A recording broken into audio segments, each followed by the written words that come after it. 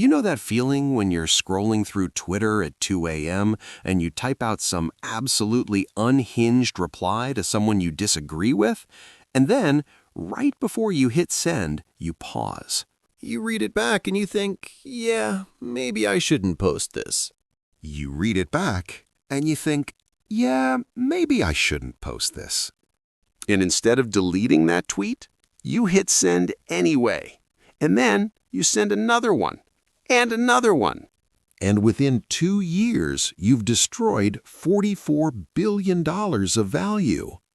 That's not a hypothetical. That actually happened. And we're going to break down exactly how one of the world's richest men managed to accidentally obliterate his own company through what might be the most expensive midlife crisis in human history. If you're someone who's ever made an impulse purchase you regretted, said something you wish you could take back, or let your ego override your common sense, make sure to hit the subscribe button and give this video a thumbs up if this helps you out. Because here's the thing. This isn't just a story about Elon Musk destroying Twitter. This is a masterclass in how emotions, ego, and the sunk cost fallacy can turn a bad decision into a financial apocalypse. And the scary part? The same psychological traps that cost Elon $44 billion are probably costing you money right now, just on a smaller scale. Let's start with the numbers because they're genuinely insane. On October 27, 2022, Elon Musk completed his acquisition of Twitter for $44 billion. Now, here's what most people don't realize. According to analysis from Bloomberg and multiple financial institutions, by late 2024, Twitter, rebranded as X, was valued at approximately $9.4 billion. Do the math with me. 44 billion minus 9.4 billion, that's a loss of roughly $34.6 billion in value in less than 2 years. To put that in perspective, that's more wealth destruction than the entire GDP of countries like America, Jamaica, or Malta. Elon Musk lost more money on Twitter than most nations produce in an entire year. But here's where it gets really interesting. This wasn't a market crash. This wasn't a recession. This wasn't some unforeseeable external event. According to internal documents and reporting from the New York Times and Wall Street Journal, this was almost entirely self-inflicted. So how does a guy who built Tesla into a trillion-dollar company and literally revolutionized the electric car industry manage to faceplant this spectacularly? The answer is actually fascinating, and it starts with a psychological phenomenon that probably affects your financial decisions way more than you think. Look, we need to go back to April 2022. Elon starts buying Twitter stock. He becomes the largest shareholder. He's offered a board seat, and here's where the first mistake happens. He turns it down. Now, you might be thinking, why would turning down a board seat be a mistake? You can shape the company from the inside. But Elon wanted something else. He wanted control, total control. So instead, he makes a public offer to buy the entire company for $54.20 per share. And yes, that price was deliberately chosen because it includes 420, a weed reference. A billionaire chose the acquisition price for a major social media platform based on a meme. Remember that. Here's what most people don't realize.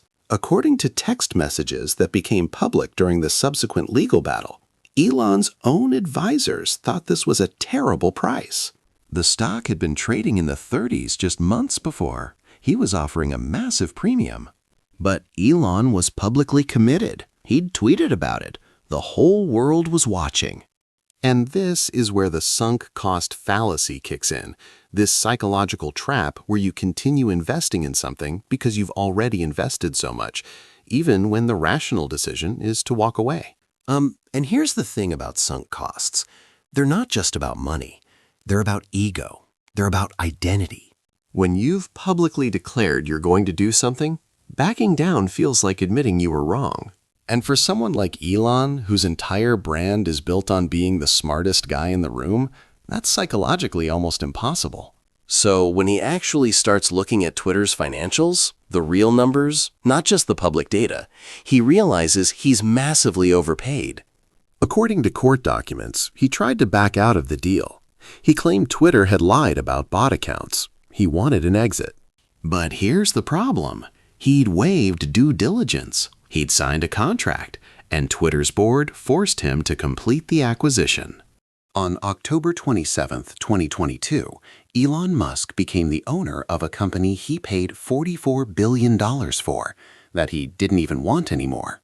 Now, this is where most people would go into damage control mode, cut losses, stabilize, listen to advisors. But Elon did the exact opposite. This is where it gets really interesting, because what happened next is a perfect case study in what psychologists call commitment escalation, or doubling down. Within weeks of taking over, Elon fired approximately 80% of Twitter's workforce. We're talking about going from around 7,500 employees to roughly 1,500. According to reporting from Platformer and The Verge, this included most of the advertising sales team, significant portions of the engineering staff, and almost the entire content moderation division. Now, you might think, okay, he's cutting costs. That's smart when you overpaid, right? Here's the problem. Twitter's revenue model was almost entirely dependent on advertising. In 2021, according to their public filings, about 90% of Twitter's revenue came from ads. And you know what advertisers hate? Uncertainty, chaos, brand safety concerns. Within months, according to data from Insider Intelligence and Media Radar, advertising revenue had dropped by approximately 60%. Major brands like Apple, Disney, IBM, and Coca-Cola either paused or significantly reduced their Twitter ad spending. Let me give you the math on this. Twitter's annual revenue before the acquisition was approximately $5.1 billion. If 90% of that is advertising, that's about $4.6 billion in ad revenue. A 60% drop means losing roughly $2.76 billion in annual revenue. But here's what makes this a psychological case study and not just a business failure. According to multiple reports from CNBC and Bloomberg, Elon was warned about this repeatedly. His own advisors told him that mass layoffs in advertising sales would crater revenue, that picking public fights with advertisers would backfire, that radical changes to verification would undermine trust. And he did it anyway. Why? Because he was emotionally committed to a narrative. The narrative was, Twitter is broken, bloated, and censorious. I'm going to fix it by running it like a lean startup, promoting free speech, and proving all the critics wrong. This is the same psychological trap that keeps people in bad relationships, terrible investments, and failing businesses. You become so invested in the story you're telling yourself that contradictory evidence doesn't change your mind. It just makes you double down harder. Now here's where it gets personal for most of us watching this, because this isn't just about Elon's ego. This is about a fundamental misunderstanding of how money actually works in modern business. Look, Elon is a product guy. He understands engineering. He understands manufacturing. Tesla makes incredible cars. SpaceX builds rockets that land themselves. Those are product-driven businesses where if you build something objectively better, people will buy it. But social media platforms, they're not product businesses, they're marketplace businesses. You're not selling a product to customers, you're selling attention to advertisers. And here's what most people don't realize. In marketplace businesses, trust is the product. When Elon took over and immediately started making radical changes, changing the verification system, reinstating banned accounts, publicly mocking major advertisers, he broke trust. And you can't engineer your way out of broken trust. There's this famous moment, captured in multiple news reports, where Elon told advertisers who were pausing their spending to, and I quote, "Go F yourself." This was at the New York Times Deal Book Summit in November 2023, on stage, on camera. Now, you might be thinking, well, that's just Elon being provocative. That's his brand. Sure, but when your business model depends on those exact same people giving you billions of dollars in ad revenue, telling them to go F yourselves is not great strategy.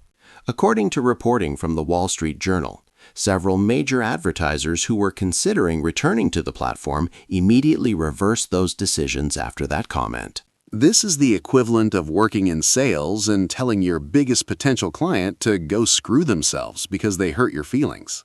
You might feel vindicated in the moment, but your commission check is going to reflect that decision. Okay, so we've established that Elon overpaid, fired most of the staff, and then publicly antagonized his main revenue source. But it gets worse because of how he financed this deal.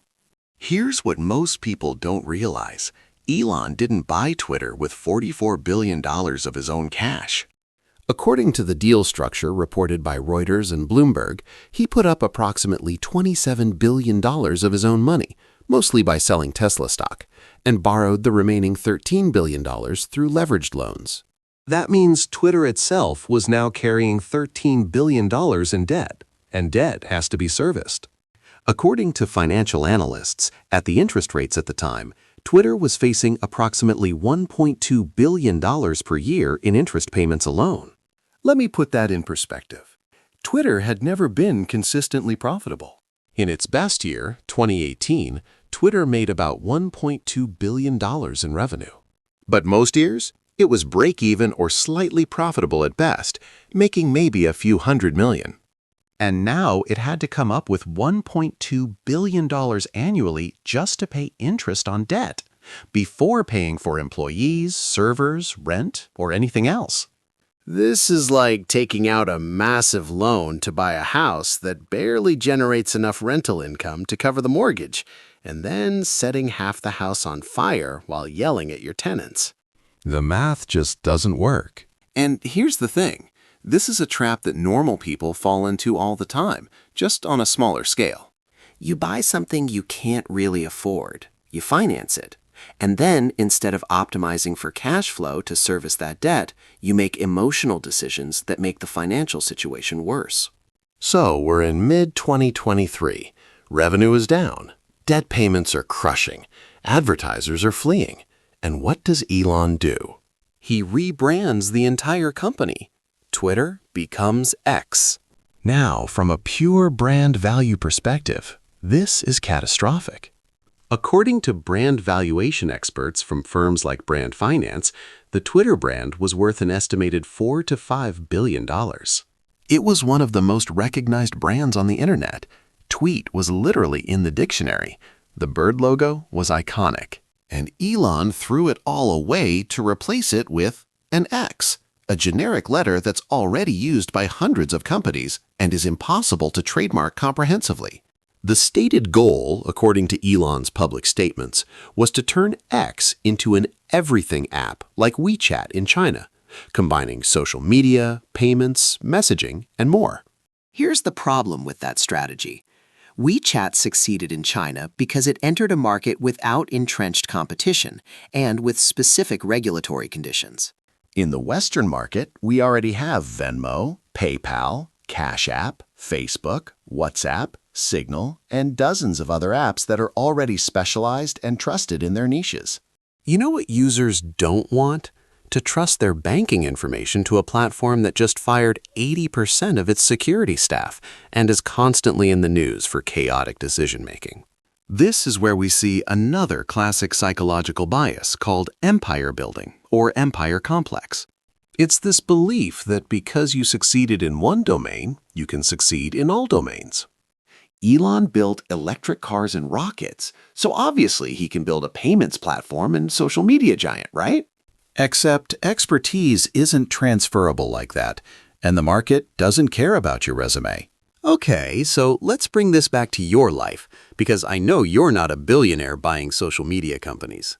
But here's what most people don't realize. You're probably making smaller versions of these exact same mistakes. The sunk cost fallacy? That's you staying in a degree program you hate because you've already spent 2 years on it. That's you holding on to a stock that's down 60% because it has to come back eventually. That's you dumping money into a failing side business because you've already invested so much. The escalation of commitment? That's you doubling down on a bad relationship because breaking up would mean admitting you were wrong.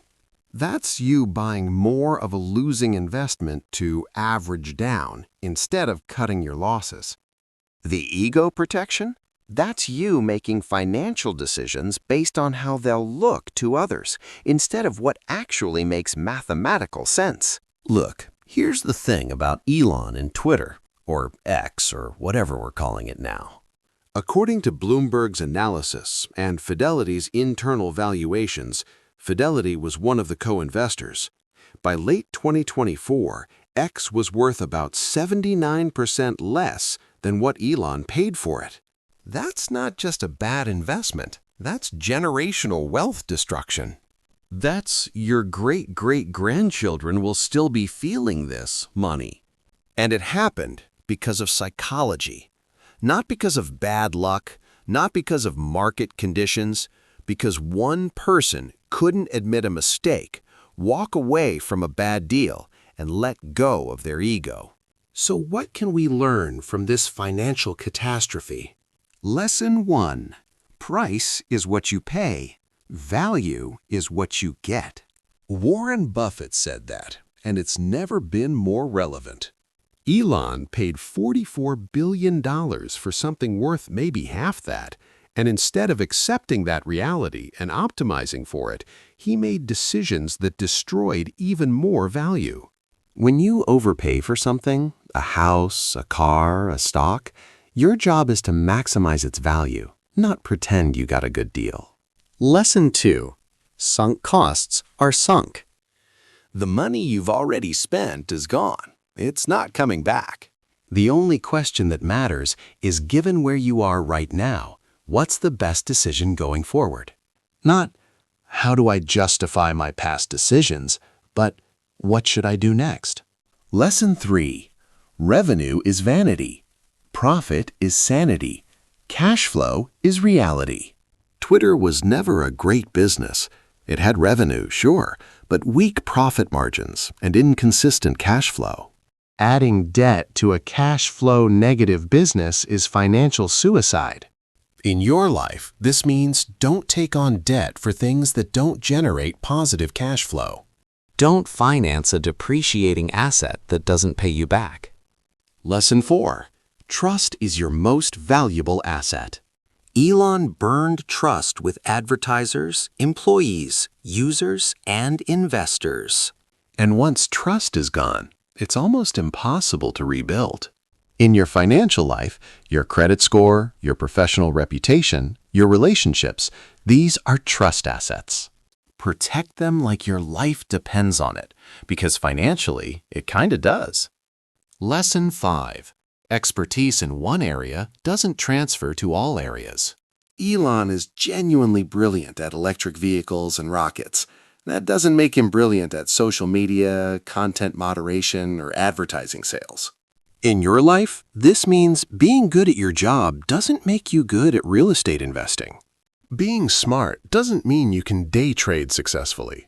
Stay in your circle of competence, or be very humble when you step outside it. Here's the thing that keeps me up at night about this story. Elon Musk lost more money on this deal than you, me, and everyone watching this video will earn in multiple lifetimes combined. And he'll be fine. He's still a billionaire. He still controls Tesla and SpaceX. But the principles that destroyed $34 billion of value, those same principles are probably destroying your financial future right now, just in smaller increments. Every time you hold on to a losing investment because selling would mean admitting you were wrong, that's your Twitter deal. Every time you double down on a bad financial decision instead of cutting your losses, that's your advertiser exodus. Every time you make a money decision based on ego instead of math, that's your rebrand to X. The difference is, you don't have billions in backup. You don't have other companies printing money to cover your mistakes. Your margin for error is thin, which means you need to be smarter, more disciplined, and more willing to admit mistakes than a billionaire does. So here's my challenge for you. Look at your financial life right now. What's your Twitter? What's the thing you're holding on to because of sunk costs, ego, or stubbornness? What's the decision you made that you know deep down was wrong, but you keep defending because admitting it would hurt your pride? Find that thing and fix it. Sell the losing stock. Drop the failing side hustle. Walk away from the bad investment. Cut your losses. Because here's what most people don't realize. The most expensive thing you own isn't your house, your car, or your student loans. It's your ego. And if you don't learn to set it aside and make rational decisions, it'll cost you everything. If this video helped you see your own financial blind spots, hit that subscribe button and drop a comment telling me what your Twitter deal is. What's the financial mistake you've been defending that you know you need to walk away from? I'm Jojo. I spend way too much time thinking about how billionaires destroy wealth so you don't have to. I'll see you in the next one. Thanks for watching JoJo Invests.